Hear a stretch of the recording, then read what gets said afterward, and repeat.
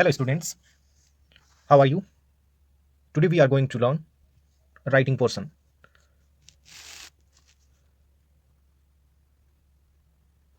Writing आपके exam में writing जो पोर्शन है वो 15 मार्क्स का रहेगा। 15 मार्क्स का इसमें 3 टॉपिक्स हैं राइटिंग में। ये 15 मार्क्स का है राइटिंग जो पोर्शन है। जैसे फर्स्ट पोर्शन आपका रीडिंग है, फिर राइटिंग है, फिर ग्रामर है। ऐसे 3 पोर्शन आपके। तो रीडिंग में जो पैसेज आ जाता है फिर राइटिंग आता है। तो राइटिंग में क्या है, कंपोजिशन है। राइटिंग में फर्स्ट जो आपका है कंपोजिशन। कंपोजिशन में क्या होगा, जैसे आपका एडवर्टाइजमेंट है, नोटिस है, इस प्रकार के टॉपिक रहेंगे आपके। नोटिस और आर्गुमेंट्स, आर्गुमेंट्स इस प्रकार के कुछ टॉपिक हैं आपके। एक पहले इसमें पोस्टर भी लगता था, वो अब नहीं है। आर्गुमेंट्स हैं, नोटिस हैं और reply. Reply accepting and declining invitation, जो रिप्लाई का रिप्लाई में ही काउंट होगा उसको। Reply accepting and declining invitation. Okay, तो first topic advertisement, second notice, arguments, reply. ये 4 मार्क्स का होगा, यानी 2 क्वेश्चन होंगे। हो सकता है उसमें एक एडवर्टाइजमेंट हो, नोटिस हो, दोनों में से आपको एक ऑब्टेन करना है। 4 मार्क्स का रहेगा। एडवर्टाइजमेंट, नोटिस, आर्गुमेंट्स, रिप्लाई, इन चारों में से एक टॉपिक, 2 टॉपिक से क्वेश्चन बनेंगे। सिंगल ऐसा नहीं होगा कि एडवर्टाइजमेंट से हो जाए दोनों क्वेश्चन, ऐसा कुछ नहीं होगा। एडवर्टाइजमेंट, नोटिस या नोटिस आर्गुमेंट्स, या फिर आर्गुमेंट्स एंड रिप्लाई। ओके, ये 4 मार्क्स का रहेगा। फिर आपका जो सेकंड है, फिर आपके है रिपोर्ट। रिपोर्ट रिपोर्ट रिपोर्ट है, इसमें फैक्चुअल डिस्क्रिप्शन भी है, इंक्लूड है वो इसमें। रिपोर्ट ये 5 मार्क्स की रहेगी। 5 मार्क्स की रिपोर्ट होगी। फिर है लेटर। लेटर लेटर है वो 6 मार्क्स के हैं। तो ये आपके 6 4 ये 15 मार्क्स का राइटिंग पोर्शन है। राइटिंग पोर्शन में ये 3 आपके कंपोजिशन में advertisement, notice, arguments, reply and second report, और फिर लास्ट वन इज लेटर। ये 3 टॉपिक आपके, ये सभी यानी कंपोजिशन के पार्ट्स हैं। ये 4 पार्ट्स है कंपोजिशन में। कंपोजिशन में एडवर्टाइजमेंट है, नोटिस है, आर्गुमेंट से, रिप्लाई है, और रिपोर्ट। रिपोर्ट 5 मार्क्स की होगी और लेटर 6 मार्क का। तो सबसे पहले हम कंपोजिशन कंप्लीट करेंगे। कंपोजिशन में हम यहाँ एडवर्टाइजमेंट सबसे पहले पढ़ेंगे। एडवर्टाइजमेंट तो समझिएगा कि एडवर्टाइजमेंट क्या है। सबसे पहला हमारा जो आज का जो टॉपिक है, फर्स्ट टॉपिक, वो रहेगा एडवर्टाइजमेंट का। एडवर्टाइजमेंट क्या होता है? एडवर्टाइजमेंट एडवर्टाइजमेंट एडवर्टाइजमेंट आपके सिलेबस में इसलिए इंक्लूड कर रखा है कि मान लो कि आप जैसे ही आपकी स्कूलिंग कंप्लीट होती है, उसके बाद में मान लो कि आप कहीं पर रह रहे हैं, वहाँ आपको कोई रूम की ज़रूरत है। रूम मान लो आपको परचेज़ करना है, या फिर आप कॉलेज में हैं तो कॉलेज में है, तब आप कहीं बाहर स्टडी कर रहे हैं, ठीक है, वहाँ पर आपको कोई रूम रेंट पर चाहिए, ठीक है। इसके अलावा कोई बुक्स चाहिए, आपको कोई बुक्स चाहिए। इसके अलावा मान लो कि आपकी जो बुक्स है वो गुम हो गई है, लॉस्ट हो गई है, या फिर आपको कुछ मिला है। तो इसके बेस पर एडवर्टाइजमेंट किया जाता है। जैसे ये नोटिस का भी पार्ट बन सकता है, लेकिन एडवर्टाइजमेंट में थोड़ा डिफरेंट रहने वाला है ये। ओके,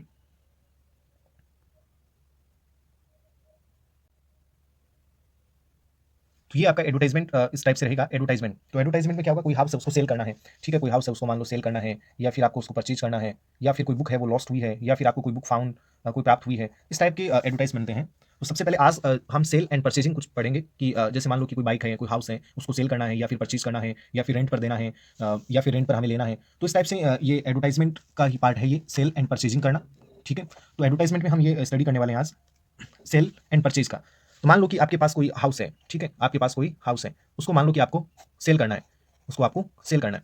ओके, उस हाउस को आपको सेल करना है। तो तो उसका एडवर्टाइजमेंट हमें बनाना है।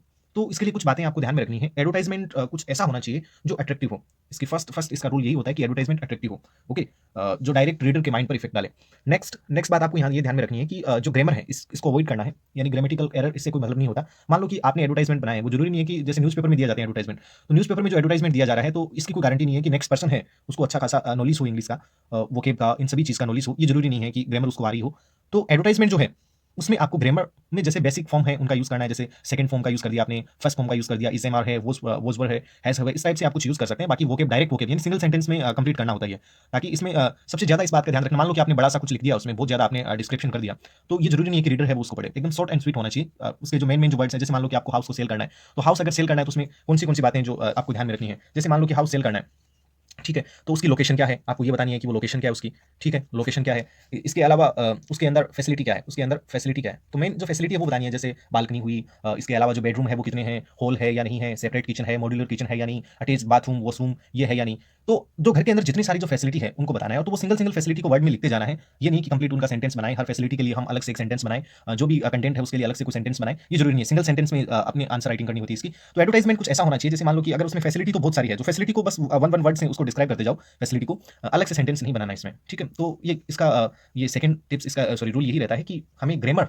ग्रामर को अवॉइड करना है, यानी ग्रामर से बचना है, इतना ज़्यादा ग्रामर का यूज़ नहीं करना। क्योंकि इसका रीज़न यही है कि मान लो कि रीडर है उसको इतना खासा नॉलेज ना हो, एक तो ये पॉइंट बनता है। सेकंड ये बनता है कि इतना ज़्यादा अगर आपने बड़ा लिखा है तो उसको कौन रीड करेगा। अब साइड में एक दूसरा एडवर्टाइजमेंट दे रखा है, वो उसको रीड करेगा, माइंड वहीं जाएगा सबसे पहले रीडर का। तो न्यूज़पेपर रीडर का माइंड वहीं जाएगा, जो साइड में कुछ और दे रखा है जो एकदम शॉर्ट है, उसमें जो सारी फैसिलिटी है उनको डायरेक्ट माइंड है वो ग्रेस्पिंग कर रहा है। तो इस टाइप का कुछ एडवर्टाइजमेंट रहना चाहिए, तो हम बनाते हैं एडवर्टाइजमेंट। ओके, तो हमें एडवर्टाइजमेंट बनाते समय मान लो कि आपके पास कोई हाउस है, उसको सेल करना है, ठीक है। तो हाउस कोई हाउस सेल करना है तो सबसे पहले हमें उसकी हेडिंग देनी होती है, उसका टाइटल देना पड़ता है। तो हेडिंग में वही देना है, जैसे मान लो कि हाउस को सेल करना है तो हाउस फॉर सेल, ठीक है, हाउस फॉर परचेज, इस टाइप से कुछ देना है। हाउस फॉर रेंट, ठीक है, रेंट के लिए दे रहे हैं तो, या फिर टू लेट भी लिख सकते हैं, अकोमोडेशन वांटेड, ये वर्ड भी आप यूज़ कर सकते हैं। तो जैसे हम बना रहे हैं तो सबसे पहले आपको क्या करना है, कैपिटल लेटर में जो भी एडवर्टाइजमेंट, वहाँ पर बाकायदा एग्जाम में क्वेश्चन होगा। तो क्वेश्चन क्या है कि मान लो कि एक ऐसा क्वेश्चन है, यू हैव अ हाउस, ठीक है, न्यूली कंस्ट्रक्टेड, आपके पास कोई हाउस है, उसको आप सेल करना चाहते हैं, और फिर आपको क्या करना है, ड्राफ्ट एन एडवर्टाइजमेंट, ऐसे क्वेश्चन होगा, ड्राफ्ट एन एडवर्टाइजमेंट। पहले तो ये 50 वर्ड्स में आपके एग्जाम में आता था, 50 वर्ड्स में इसका आंसर देना होता था, 50 वर्ड्स में। अब की बार क्या किया है, इसको 80 वर्ड्स में लिखना होगा। 80 वर्ड्स में ये ज़्यादा है, इतना ज़्यादा 80 वर्ड्स में एडवर्टाइजमेंट होना ही नीचे, फिर भी मेंशन कर रखा है तो आपको लिखना ही पड़ेगा। चलो बनाते हैं। तो हाउस फॉर सेल, सबसे पहले हमें जो पेज है, अपनी जो आंसर शीट है, उसके एकदम सेंटर में, आप इसको सेंटर में बनाएंगे। तो सबसे पहले आपको टाइटल देना है। जैसे मान लो कि आपको हाउस को सेल करना है तो यहाँ आप लिखेंगे कैपिटल लेटर में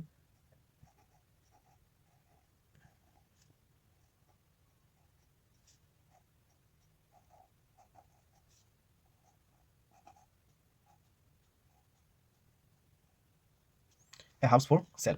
okay, a house for sale, इसको आपको सेंटर में रखना है एकदम। Okay, a house for sale. अब यहाँ आपको जैसे मान लो कि हाउस फॉर सेल, ये सेल कर रहे हैं, तो सेल कर रहे हैं तो हमारे पास अवेलेबल है, तो हमें यहाँ फर्स्ट वर्ड लिखना है अवेलेबल। ओके, थोड़ा दिखा देता हूँ आपको, अवेलेबल। ओके, अवेलेबल, ये टोटली आप पे डिपेंड होता है कि आप किस टाइप से इसको लिखना चाहते हैं।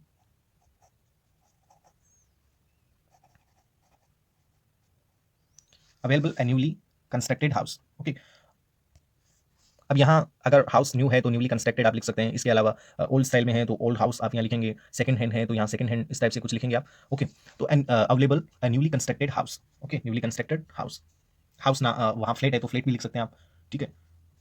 अब इसके अलावा ये है कहाँ, ये बताना पड़ेगा। अवेलेबल न्यूली कंस्ट्रक्टेड हाउस, जैसे मान लो कि मेन रोड पे है तो आप यहाँ लिखेंगे on main road. Okay, main road, जैसे रतनगढ़ की बात करें तो यहाँ मेन रोड या link road, Ratangarh. Okay, available A newly constructed house on main road, Ratangarh. अब कैसा है, इसमें फैसिलिटी बतानी है आपको कि किस टाइप से है। जैसे यहाँ आप लिख सकते हैं, जैसे फुली फर्निश्ड है तो यहाँ आप लिख देना fully furnished, fully furnished, fully marble,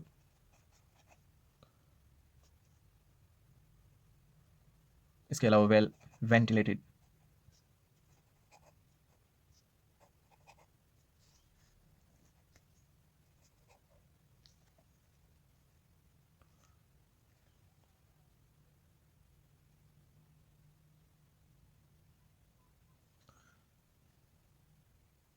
okay, तो इस टाइप से हम इसमें लिखेंगे। तो हाउस फॉर सेल, जैसे स्टार्टिंग में हमें टाइटल देंगे इसमें, जैसे मान लो कि हाउस उसको सेल करना है तो house for sale. Available A newly constructed house on main road, Ratangarh.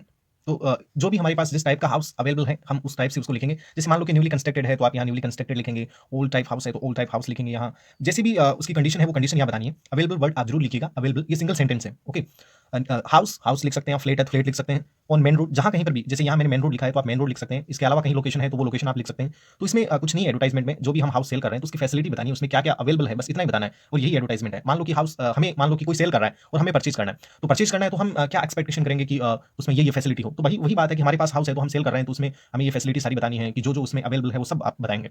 Okay, जैसे मैंने ये लिखा है कि न्यूली कंस्ट्रक्टेड, इसका मतलब है कि हाल ही में बना हुआ है। अब ये कंडीशन जरूरी नहीं है कि हाल ही में बना हुआ हो, रिसेंटली कंस्ट्रक्टेड हो, ये जरूरी नहीं है। ओल्ड हाउस भी हो सकता है। और मेन रोड कहीं पर भी मान लो कि जो भी लोकेशन है वो लोकेशन आप बताएंगे। फुली फर्निश्ड, जैसे मैंने ये लिखा है फुली फर्निश्ड, ये तो मान लो कि 80 वर्ड्स में, जैसे हमें इसकी आंसर राइटिंग 80 वर्ड्स में करनी होती है। एडवर्टाइजमेंट हो चाहे नोटिस हो, कंपोजिशन में पहले 50 वर्ड्स में इसकी आंसर लिखने पड़ते थे। 50 वर्ड्स में, तो 50 वर्ड्स मोस्टली सिंपल से हम नॉर्मल को जो भी उसकी फैसिलिटी होती है उसको बता देते थे। अब थोड़ा इसको आपको बढ़ा चढ़ा कर लिखना पड़ेगा। जो भी फैसिलिटी है सारी आप लिखिए, जो भी आपके माइंड में, जैसे मान लो एग्जामिनेशन हॉल में आप बैठे हैं और इस टाइप का हाउस फॉर सेल का, परचेज का, या रेंट का, टू लेट का, अकोमोडेशन वांटेड, या जो भी है आपको एडवर्टाइजमेंट मान लो लिखना है, चाहे बाइक सेल करनी हो या परचेज करनी हो, तो उसकी फैसिलिटी बहुत ज्यादा लिखिएगा ताकि 80 वर्ड्स, ऑलमोस्ट 80 वर्ड्स तो 70 80 वर्ड्स तो कवर हो ही हो।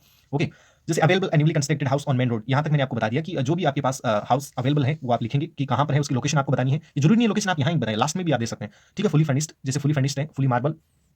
ओके, जैसे फुली फर्निश्ड, फुली मार्बल, ऐसे आप लिख सकते हैं। वेल वेंटिलेटेड, इस टाइप के वर्ड्स आप लिख दीजिएगा। ओके, 3 बेडरूम्स 4 बेडरूम्स लिख सकते हैं, 2 बेडरूम लिख सकते हैं with attached washroom and bathroom.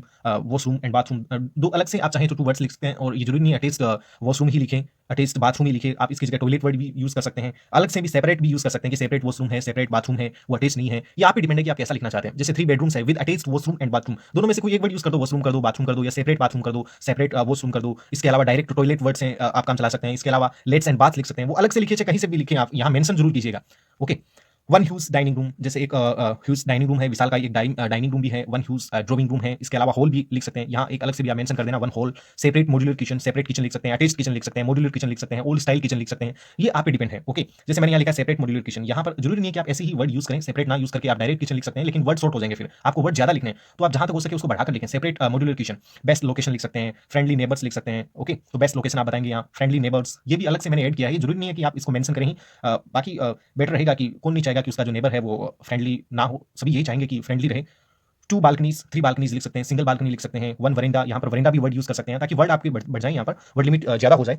Excellent electricity fittings, excellent electricity fitting, ये इसको चाहे तो अवॉइड भी कर सकते हैं आप, लेकिन वर्ड शॉर्ट होंगे तो इसलिए आप इसके अलावा जो भी मैंने लिखा है इसके अलावा भी आप लिख सकते हैं। कार पार्किंग है, कार पार्किंग हो गया, लिटिल लॉन भी आप यहाँ लिख सकते हैं, गार्डन भी लिख सकते हैं। Okay. East facing, park facing, ये तो कुछ ऐसी फैसिलिटी है जो होनी जरूरी है, जैसे ईस्ट फेसिंग।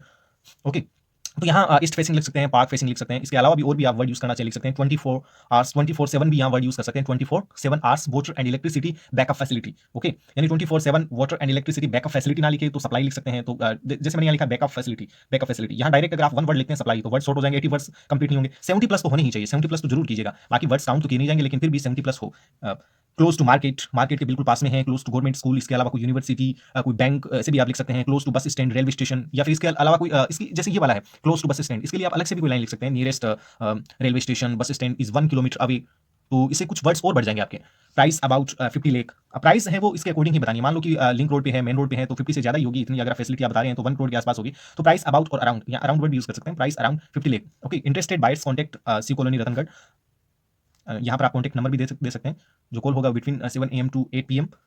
ओके। तो इस प्रकार से आपको एडवर्टाइजमेंट बनाना है। एक बार फिर से मैं आपको समझा रहा हूँ, जैसे हाउस फॉर सेल, आपके पास जैसे कोई हाउस है उसको सेल करना चाहते हैं। ओके। तो यहाँ एग्जाम में बाइक भी हो सकती है, तो जैसे मैंने हाउस की फैसिलिटी बताई है, तो वैसे बाइक की फैसिलिटी बतानी है, उसका एवरेज कितनी देरी है, माइलेज, उसका मॉडल, उसके जो टायर हैं, इसके अलावा और भी उसमें जो फैसिलिटी है वो सब कुछ आप बताएंगे, कंपनी कौन सी है, कितने किलोमीटर वो रन ओवर किया है, तो ये सब आप बताएंगे। तो available newly constructed house on main road, इसकी जगह कोई अलग से भी कोई लाइन लिख सकते हैं। अवेलेबल वर्ड कॉमन है, ये आपको यूज करना है। जैसे मान लो कि आपको कल के लिए जैसे परचेज का बनाना है, house for purchase, house for purchase, ये आपको होमवर्क है। हाउस फॉर परचेज मतलब आपको एक घर खरीदना है, अब खरीदना है, यहाँ तो आप सेल कर रहे हैं, अब आपको खरीदना है, तो खरीदना है तो उसमें यही बात होगी, house for purchase, purchase word use हो जाएगा, सेल वर्ड की जगह परचेज वर्ड यूज हो जाएगा, और अवेलेबल है इसकी जगह वांटेड कर देना, वांटेड। अब आपको वांटेड वर्ड यूज किया, अब आपको क्या क्या चाहिए वो सारी फैसिलिटी आप बताएंगे। तो एडवर्टाइजमेंट एक सिंपल है, जिसको ग्रामर का नॉलेज ना हो वो भी आराम से उसकी वर्ड पावर अगर अच्छी है, उनको सभी वर्ड्स का अगर पता हो तो आराम से लिख सकता है। जैसे मान लो कि इसमें यहाँ आप लिख सकते हैं कि 300 यार्ड्स, स्क्वायर यार्ड्स, जैसे और भी वर्ड पावर, सॉरी वर्ड इसमें और भी बढ़ा सकते हैं। अवेलेबल न्यूली कंस्ट्रक्टेड हाउस, ठीक है। तो यहाँ पर ऐसे भी लिख सकते हैं इन 300 स्क्वायर यार्ड्स, तो 2 वर्ड्स एक्स्ट्रा हो गए, ठीक है। ऑन मेन रोड, इसके अलावा कोई और भी आप पूरी कॉलोनी का नेम लिख सकते हो यहाँ पर, ठीक है। तो fully furnished, fully marble, well ventilated, इसके अलावा भी आपको जैसे 1 होल वाला मैंने अभी बताया वो लिख सकते हैं, जैसे वरेंडा का, बरामदे का, उनका भी यूज कर सकते हैं। और भी बहुत सारी हाउस के अंदर फैसिलिटी है, जैसे फर्नीचर के बारे में लिख सकते हैं कि फर्नीचर भी अवेलेबल है, क्या क्या है वो भी आप सारा आप इसमें लिख सकते हैं। ओके। तो इस टाइप से एडवर्टाइजमेंट, जहां तक मुझे लगता है कि एडवर्टाइजमेंट सबसे ईजी रहता है। वर्ड आप बस मेंशन करते जाइए। परचेज करना है तो आपको क्या क्या चाहिए, पहले तो आप लिस्ट बना लीजिए कि मुझे अगर हाउस परचेज करना है, कोई फ्लैट परचेज करना है, तो वो कहाँ पर है, उसकी लोकेशन क्या होनी चाहिए। इस कहीं पर भी मान लो रतनगढ़ में, एनीवेयर आप परचेज करना चाहें, कोई जयपुर में, दिल्ली के अंदर कहीं पर भी आपको परचेज करना है, तो आप जो चाहें लोकेशन दे दीजिए। इसके अलावा आपको क्या क्या फैसिलिटी चाहिए, ठीक है, आपको सिंपल सा ठीक है, ठीक एक्सेंट कोई टाइप का कोई रूम लेना है तो आप उसी टाइप से फैसिलिटी बताएंगे। लेकिन यहाँ पर थोड़ा कंफ्यूज कर दिया है कि 80 वर्ड्स में अगर इसका आंसर देना है तो आपको उसको बहुत ज्यादा इसकी फैसिलिटी बतानी होगी। जैसे इसमें मैंने कुछ स्किप कर दिया है, तो आप लिख लीजिएगा इस अराउंड 70 वर्ड्स तो ये हो गए हैं, 10 वर्ड्स आप इसमें और ऐड कर लीजिएगा। ऐड कैसे करेंगे, जैसे एक 1 होल वाला हो गया, 1 होल कर देना इसमें, वरेंडा वाला 1 वरेंडा वो कर देना। इसके अलावा यार्ड्स वाली बात भी आप इसमें ऐड कर सकते हैं। तो कुछ ऐसे करके 80 प्लस अराउंड 80 वर्ड्स तो होने ही चाहिए, क्योंकि मेंशन कर रखा है डायरेक्टली 80 वर्ड्स में ये लिखना है। तो हाउस फॉर सेल, तो आप परचेज वाला बनाएंगे तो परचेज में यहाँ वांटेड वर्ड यूज कर दीजिएगा। उसके बाद में यहाँ पर जैसे प्राइस अबाउट हो तो यहाँ एक्सपेक्टेड कर देना। ओके। तो कुछ इस टाइप से लिखना है, जैसे बालकनी है इसमें भी आप ऐड कर सकते हैं। और भी बहुत सारे, जैसे गार्डन वाला है तो गार्डन वाला भी यूज कर सकते हैं। और भी हाउस के अंदर क्या क्या फैसिलिटी नहीं होती, बहुत सारी फैसिलिटी होती है, तो वो सब आप इसमें मेंशन जरूर कीजिएगा। Okay. I hope that you have understood very well. Thank you.